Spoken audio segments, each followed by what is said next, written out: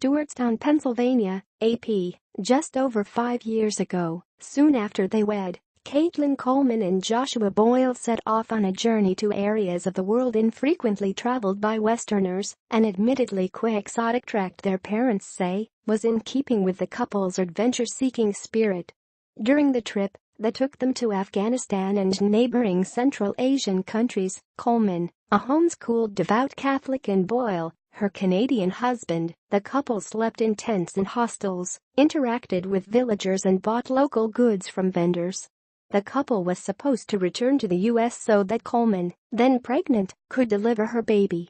Instead, they were abducted in Afghanistan and held captive by the Taliban-linked Haqqani network, surfacing periodically over the next 5 years in video recordings sent to their loved ones and scrubbed by the FBI for clues.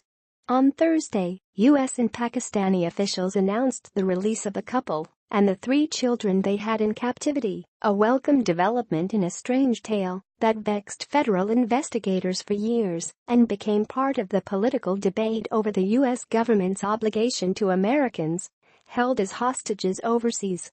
As news of the couple's release developed, loved ones of Coleman gathered in the family home of STEWARTSTOWN, Pennsylvania, just north of the Maryland state line.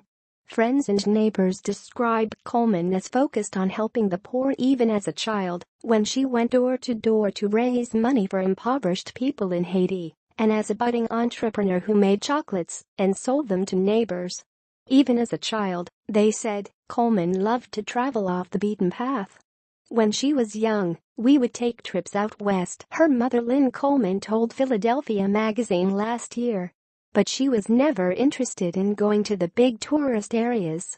She always wanted to know what normal life was like for people. She appeared to find a kindred adventurous spirit in Boyle, whom she met as a teenager and wed in 2011. They met online as teenagers on Star Wars fan sites. They once spent months traveling through Latin America, where they lived among indigenous Guatemalans and where Boyle grew a long beard that led some children to call him Santa Claus. In the summer of 2012, the couple embarked on a journey that took them to Russia and the Central Asian countries of Kazakhstan, Tajikistan, and Kyrgyzstan, and, ultimately, Afghanistan. It was a risky venture for any couple traveling without escort, especially since Coleman was pregnant with their first child. But their parents didn't find it all that surprising. They really and truly believed that, if people were loved and treated with respect, that would be given back to them in kind. Linda Boyle, Boyle's mother, told the Associated Press in a 2014 interview.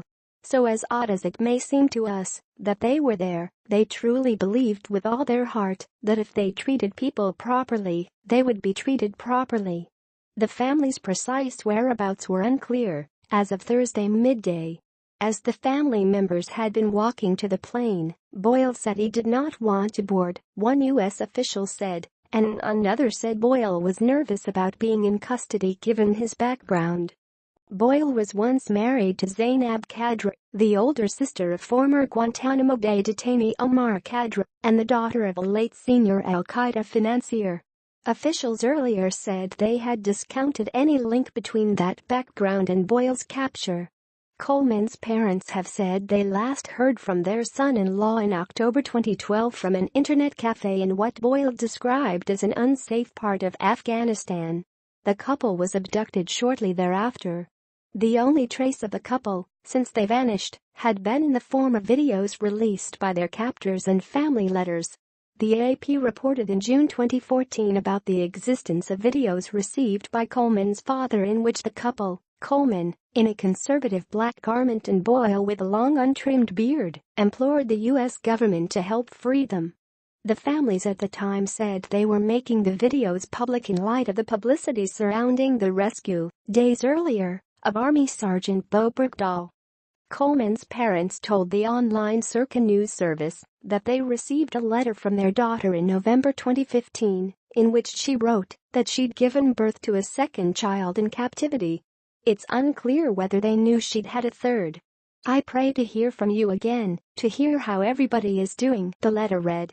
The Colemans told ABC's Good Morning America in 2016 they took solace in seeing their daughter and grandkids looking healthy on a video released by the captors and in seeing the children for the first time.